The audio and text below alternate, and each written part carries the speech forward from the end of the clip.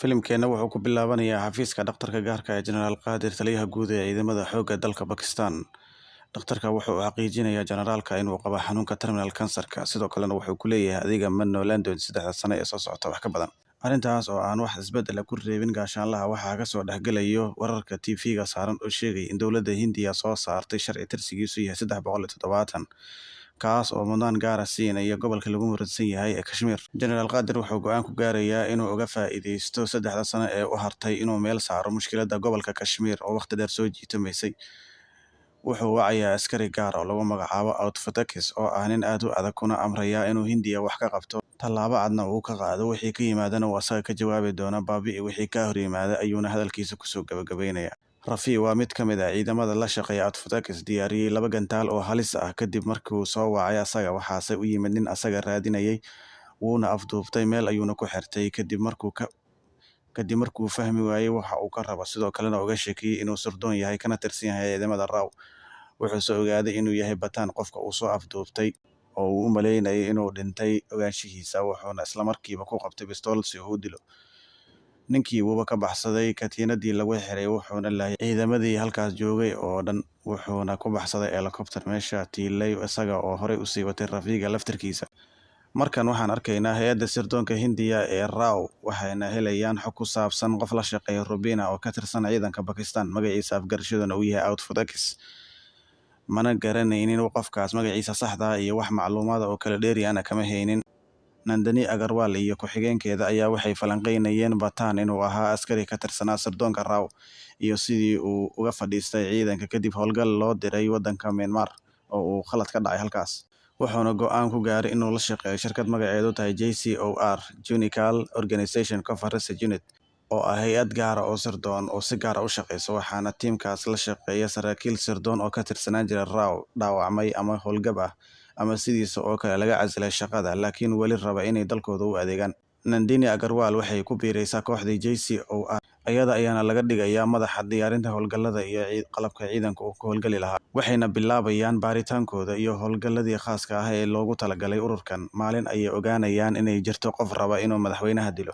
Marka uu tago shir lagu qaban doono magaalada Dubai ee waddanka Isutaga Imaaraadka Carabta waxayna u safrayaan magaalada Dubai si ay uga hortagaan qorshaha ay damacsan yihiin qolyahan calooshood u shaqaystayaasha ah. Markay tageen halkii waxay waayeen wax xoga oo ku saabsan qolyahan madaxweynaha dili rabta. Baaristoodina waxay kusoo gabagabowday in wax shaki ah dhalin karaa aysan halkan oolin. Laakiin Bataan wuxuu ku fekeray in baaristiisu wax ka qaldan yihiin ay tahayna in baaris kale la sameeyo sidoo kalena ay halkan sii joogaan muddo. Wuxuuna ogaaday in dad kale la afduuban rabo arrinka ah in dilka madaxweynaha lagu marin habaabinayay raggaasna waa saynis yahanin Hindiya ah oo halkaas u timid inay ka qayb galaan shirka madaxweynaha. Dhanka kale Outfatakis qorshihiisa wuu diyaarsaday wuuna ogaa in saynis yahaniintan ay ilaalin doonaan ciidan adag. Kadibna hoobiyaal ayuu ku garaacay ilaaladii saynis yahaniinta wuxuuna ku guuleystay inuu afduubto labadoodiiba. Inta uusan gaarin Bataan isaga wuu gartay halka uu joogo wuuna eryaday kadib Outfatakis wuxuu shil galiyay gaarigii Bataan saarnaa wuuna la rogmaday. Wuxuuna arkay Bataan in Outfatakis uu yahay Jim askari hore uga tirsanaan jiray ciidamada sirdoonka RAW laguna tiriyay inuu ku dhintay howlgal uu Soomaaliya u aaday hadda ka hor. Waan usoo noqon doonaa arrimaha howlgalkaasi. Jim wuxuu ka tagay Bataan oo ku dhex jira gaarigii la rogmaday wuxuuna ku fekeray inuu halkaas gaariga kula qarxi doono isagama qasaarin wax xabad ah. Nasiib wanaag Bataan wuu ka badbaaday qarxi. Jim wuxuu qaatay helicopter wuxuuna rabay inuu la baxsado dhaqaatiirta waxaase ka daba tagay Bataan dagaal dheer kadib wuxuu Bataan ku guuleystay inuu ka soo reebo hal dhakhtar. Wuxuuse Jim la tagay dhakhtarkii kale. Markay xafiiska yimaadeen waxaa la isla soo qaaday in ninka Jim ah sida uu isku bedelay waxaana wax laga weydiiyay Lafra oo ahaa sargaalkii u diray howlgalkii lagu waayay ee Soomaaliya. Markuu soo laabtayna uu uga soo horjeestay dalkiisa. Lafrana wuxuu ku jawaabay Jim wuxuu gacanta u galay ururka Al-Shabaab waana ka soo deyn weynay oo dowladda Hindiya waxay diiday inay wadahadal la furto urur argagixiso sida Al-Shabaab oo kale waxayna dileen xaaskiisa iyo uur ay u lahayd waxaase la waayay meydkiisa. Waxayna dileen xaaskiisa oo uur lahayd meydkiisana annagu ma helin oo waan waynay annagana waxaan sidaas ugu tirinay Jim inuu ku dhintay halkaas. Se wuxuu si u maareeyay inuu ka soo baxsado Al-Shabaab. Qorshihiisana wuxuu yahay inuu ka aarsado dowladda ku kaliftay inay hortiisa ku geeriyoodaan xaaskiisa. Qorshihiisana wuxuu yahay inuu ka aarsado dowladda Hindiya oo ku kaliftay inay ku geeriyooto hortiisa xaaskiisa oo uur lahayd. Bataan wuxuu ku eedeeyay Lafra inuu sabab u yahay asaga inuu Jim sidaan u dhaqmo. Dhanka kale waxay sii wateen baaristooda.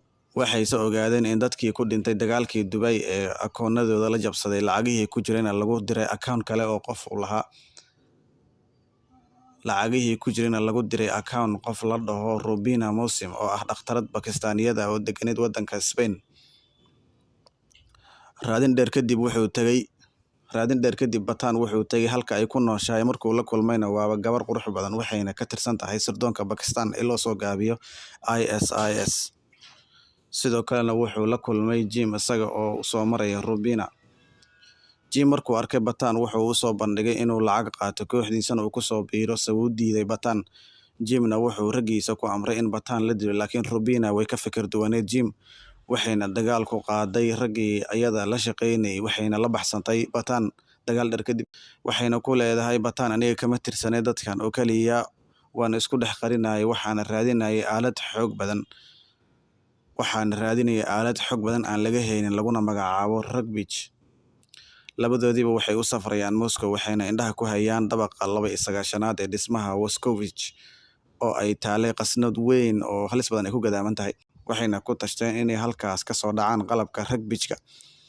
Qorshe ayayna u diyaariyeen oo ay ugu gudbi karaan nalalka laysarka ee ku wareegsan halka ay taalo qasnadaas. Waxaa la gaaray maalintii la fulin lahaa howlgalka xadista qalabkaas. Bataan waxaa wehelinaysay Rubina halis badan kadib waxay ku guuleysteen inay u dhacaan halkii ay tiilay qasnada waxayna maareeyeen inay jaraan dhammaan xargihii laysarka ahaa sidoo kalena fureen qasnadii waxayna ugu tageen halkaas sun cagaaran oo dhalo ku jirto. Markii ay rabeen inay ka soo baxaan dhismihii Bataan waxaa khiyaantay Rubina oo xarigeena la jartay sidoo kalena horey u qaadatay suntii halkan waxaan ogaanaynaa in Rubina ay wali la shaqeyso Jim sidaas ayuuna cadowga ugu gacan galayaa. Way jirdilayaan weliba si daran xataa cijiyaha ay ka siibayaan laakiin Bataan wax war ah kama helayaan ciddii soo dirtay asaga iyo waxa uu ka rabayba sunta iyo halka ay la aaday gabadha. Dhanka kale dowladda India waxay inkiraysaa inay ninkan ka tirsan yahay ciidankeeda sirdoonka ee RAW ayagana ay soo dirsadeen. Dhanka kale madaxda sirdoonka Ruushka waxay amar ku bixinayaan in la dilo ninkan. Tareen aad loo ilaalinayo ayaana la saarayaa Bataan markay rabeen inay dilaan marmarsiyo ayuu ku mashquulinayaa. Intii uu mashquulinayay cod ayay ka maqlayaan tareenka korkiisa. Waxaana arkaynaa inuu yahay Abhishek Singh Tiger oo u yimid inuu ka badbaadiyo Bataan halkan lagu xirtay lana doonay in lagu dilo. Dadaal dheer kadib waxay ku guuleysanayaan inay ka baxsadaan tareenka. Dhanka kale Nandini waxay tagaysaa halkii uu ku xirnaa Rafi intii ay islahayd waxaana gadaasheeda ka soo baxaya Bataan kuna qabanaya bistoolad. Sheeko dheer kadib waxaan ogaanaynaa in iyadu tahay qofka u diray Tiger si uu uga soo furto halkaas. Bataan wuxuu u sheegayaa Nandini inuu Jim soo gatay 2 gantaal oo halis badan halka ay Nandinina u sheegayso in Rubina ay joogto magaalada Paris ee waddanka France. Halkaas ayuuna u safrayaa wuxuuna ku guuleysan inuu helo xogteeda wuuna qabanayaa laakiin wuxuu ogaanayaa in iyadu tahay qofka u sheegay inay halkan joogto rabtayna inuu u yimaado iyada. Waxayna u sheegaysaa waxa uu yahay Rugby-ka waxayna ku tiri Rugby-kaas waxaa ku jira virus halis ah hadduu bannaanka u soo baxana dad iyo dunyaba galaafan kara. Waxaana sameeyay Dr. Sahani ninkii uu 2 sano ka hor Jim ku afduubtay magaalada Dubai ee waddanka Isutaga Imaaraadka Carabta. Dhibkan oo dhanna uu ka dambeeyo Generaal Qaadirka Bakistaan. Sidoo kalena waxay u sheegaysaa sida ay uga xun tahay inay naftiisa halis gelisay. Sidoo kalena waxay tiri ma ogeen sida dalkayga uu u qorsheynayo inuu baabi'iyo India oo dhan. Ugu dambeynna inay muhiim tahay inay iska kaashadaan sidii ay u joojin lahaayeen weerarkan fayraska halista badan.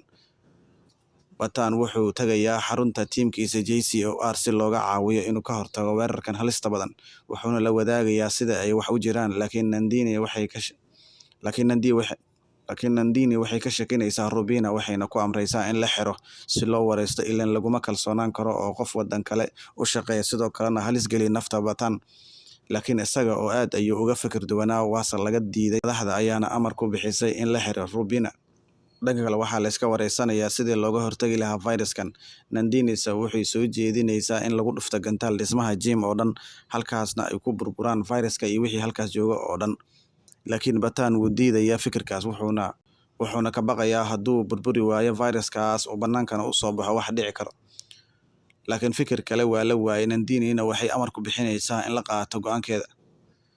Maalintii howlgalka, Rubina waxay la kulantay Jim iyo Dr. Sahani oo wada jooga, sidoo kalena Batan iyo tiimkiisa JCOR unit waxay soo jebiyeen qaybta kore ee dhismaha warshadda Jim. Dagaal ayaana halkaas ka bilowday. Dhanka kale, Rubina maadaama ay gudaha ku jirtay, waxay dagaal kula wareegaysaa xarunta kamaradaha laga hago ee warshadda si ay ula socoto khataraha soo wajihi karo ciidanka soo galay warshadda.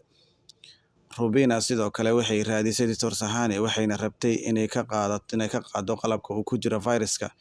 Jimna wuxuu go'aansanayaa Rubina inay ka shaqeynayso Batan. Rubina sidoo kale waxay raadisay Dr. Sahani waxayna rabtay inay ka qaado qalabka uu ku jiro fayraska. Jimna wuxuu ogaanayaa Rubina inay la shaqeyso Batan, wuxuuna dilayaa Dr. Sahani wuxuuna ku baxsanayaa mooto isaga oo fayraskiina sita. Wuxuuna ka degay buuraha dhaadheer ee barafka ah. Batan ayaase ka daba tegay oo waxay isla dhexgalayaan haro barafowday oo halkaas ku tiilay. Jim waxaa ka dhacaya qalabkii fayraska ku jiray mid ka mid ah. Waxaase arkaynaa markan Rubina oo ku ordayso kobaha lagu taraaraxo, waxayna gacanta ku dhigaysaa mid ka mid ah labadii qalab, halka kan kale uu qaadanayo Jim. Dhanka kale, Batan wuxuu ceyrsanayay Jim, laakiin sikadiisa ayaa Rubina waxa uu la dumaya barafkii, waxayna ku libqaysaa gunta hoose ee biyaha harada. Batan waxaa hortaala laba arrimood oo ah inuu gabadhan badbaadiyo iyo inuu ka daba tago Jim oo sita fayras halis badan. Wuxuuse qaadanayaa mid ah inuu Rubina ka badbaadiyo barafka oo ku geeriyoon karta haddii looga tago. Batan wuxuu ku laabanayaa shaybaarka Jim, halkaas oo ay la wareegeen tiimkiisa, wuxuuna la kulmayaa Lafra iyo Nandinio. Halkaas waxaa lagu xirayaa Rubina si loo wareysto maadaama ay la shaqeyn jirtay Jim, walow uu ku khilaafsanaa Batan, laakiin waddo kale uma furneen oo aan ka ahayn inuu aqbalo, ileen waa laga sareeyaa. Halkaas ayayna ka bilaabanaysaa baarista Rubina, waxayna inkiraysaa inay wax ka og tahay Jim iyo waxa uu damacsan yahay. Dhanka kale, qalabkii fayraska ku jiray waxaa la keenayaa Machadka Cilmi Baarista Cudurrada Halista ah si loo soo saaro loogana hortago. Waxaana baaris ku sameynaya dhakhtarkii la socday Dr. Sahani markii Dubai lagu afduubanayo, wuxuuna ku leeyahay Nandini qalabkan wuxuu u qaybsamaa 3 qaybood. Waxaana yaab lahayd in qalabkan biyo oo kaliya ay ku jireen. Dhakhtarka miyaan wax aqoon sidee wax u dhacday, waxa ay yihiin biyo oo kaliya. Intii ay wada hadlayeen, hal mar ayuu nalka damayaa. Waxaan ogaanaynaa in la jabsaday dhammaan qalabka yaala laabka. Waxaana ka soo muuqanaya shaashad halkaas ku tiilay Jim, wuxuuna u sheegayaa in qalabkan uu si khaas ah u samaysan yahay. Qaybta koowaadna ay tahay eber oo wax ku jirin. Tan xigtana ay tahay hawasuna, halka tan ugu dambeysa uu ku jiro fayraska. Haddeerna ay dhimanayaan kulli inta ku jirta laabka iyo qof walba oo isku daya inuu usoo gurmado ayaga, maadaama ay u sahlayso hawada sunta ah inay burburiso dharka ay xiran yihiin ee laabka. Intaas markuu sheegay, qadka ayuu ka baxayaa.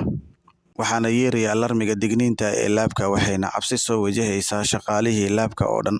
Waxayna bilaabayaan in buuq iyo kala carar xaggay ku cararayaan. Waa yaab. Kolley waa bannaankii, waxaase ka sii daran hadday bannaanka tagaan waxaa baxsanaya fayraska, taas oo keeni karto dhimasho loo kala harin guud ahaan waddanka oo dhan. Nandini waxay qaadanaysaa go'aan naf-hornimo ah, waxayna amraysaa in la xiro dhammaan albaabada laga bixi karo ee laabka. Batan iyo Lafra waxay imaanayaan albaabka hore ee laabka oo la xiray. Haddeer waxba uma qaban karaan dhammaan dadka ku jira laabka. Nandini waxay iska saaraysaa koofiyadda madaxa ugu jirtay si ay iyada ugu dhimato fayraska una badbaadiso dhakhtarka. Sidoo kalena waxay amraysaa in dadkan laga saaro meeshan, iyada iyo laabkana la qarxiyo. Sidii ayaana la samaynayaa. Dhanka kale, Jim ayaa mar labaad soo wacaya dowladda Hindiya, wuxuuna ku amrayaa inay ciidanka Kashmir jooga looga saaro 24 saac gudahood. Haddii kale uu fayraska uu haysto usoo diri doono Hindiya. Batan wuxuu si daran u garaacayaa Rafi oo u xirnaa, sidoo kalena ugu cagajuglaynayaa inuu reerkiisa layn doono hadduusan u sheegin qorshaha Jim iyo waxa uu samayn rabo. Ugu dambeyn, wuxuu ogaanayaa inuu rabo Jim inuu gantaal ku soo xiro fayraska, Hindiyana uu ku soo tuuro gantaalkaasna uu yaallo waddanka Afghanistan. Batan wuxuu la soo baxsanayaa Rubina oo aad loo ciqaabayay si xog looga helo, wuxuuna aadayaa waddanka Afghanistan. Dhanka kale, waxaa la kulmaya Dhanka kale waxaa kulmaya Jenaraal Qaadir iyo Jim waxayna ka tashanayeen sidii loo howlgali lahaa iyo waqtiga gantaalka la tuuri lahaaba. Waxaase sikadiisa u soo baxaya in fayraskii uu ka dilaacay wadanka Afghanistan dhexdiisa, arrintaas oo uu ka caroonayo Jenaraal Qaadir una diidayo inuu lacag siiyo Jim maadaama uu ballantii ka baxay, khatar gelin rabana shacabka Bakistan. Jim wuxuu isku dayayaa inuu raaligelin ka bixiyo arrinkaas, laakiin uma suurtagelayso inuu qanciyo Jenaraal Qaadir. Jenaraal Qaadirna gacan ayaa loo qaadayaa. Jim wuxuu ogaanayaa in shirqoolkan uu ka dambeeyo Batan iyo tiimkiisa JCOR unit. Dhanka kale, banaanka dhismaha waxaa soo weeraray Batan iyo tiimkiisa iyo Rubina, waxayna ka adkaadeen ilaaladii dhismaha oo dhan. Gudaha ayayna u soo gudbeen. Batan wuxuu aaday dhanka Jim halka Rubina ay aaday meesha uu gantaalka yiilay. Markii ay furtayna waxay ogaanaysaa in